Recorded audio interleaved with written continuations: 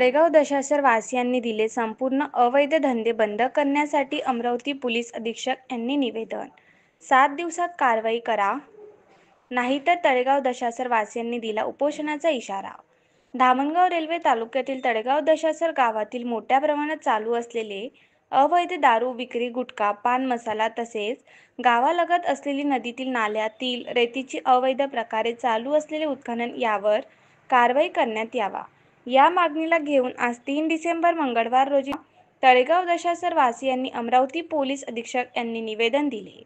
यावेळी प्रसार माध्यमांशी बोलताना सांगितले की 7 दिवसात कारवाई न झाल्यास उपोषण करण्याचा इशारा यावेळी गावकऱ्यांनी दिला आहे। आज दिनांक 3/12/2024 रोजी आम्ही जिल्हा पोलीस अधीक्षक अमरावती यांच्याकडे आमच्या तळेगाव दशासर नगरीत होत असलेल्या अवैध धंद्यापासून सुटका भेटण्यासाठी आज आम्ही जिल्हा अधीक्षक साहेबांना निवेदन दिले।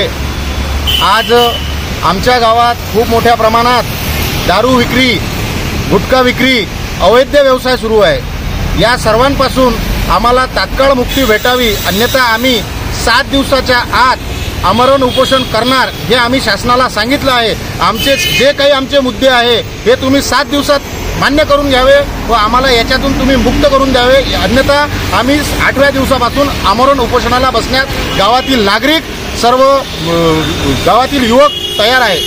तुमच्या प्रमुख मागण्या? आमच्या प्रमुख मागण्या आहे गावातील दारू बंद करणे, गावातील गुटखा बंद करणे, गावातील जुगार बंद करणे, गावातील रेती बंद करणे, या सर्व गोष्टी आमच्या बंद झाल्या पाहिजे। जोपर्यंत या गोष्टी बंद करणार नाही तोपर्यंत आम्ही आंदोलन करत राहणार आणि यानंतर सुद्धा आमचं काम नाही झाल्यास आम्ही पुढं आमरण उपोषणाची तयारी केली आहे। आणि आता पुढं अधिवेशन आहे, हिवाळी अधिवेशन। आम्ही हिवाळी अधिवेशनात आम्हाला न्याय मागण्यासाठी आम्ही जाऊ। बस।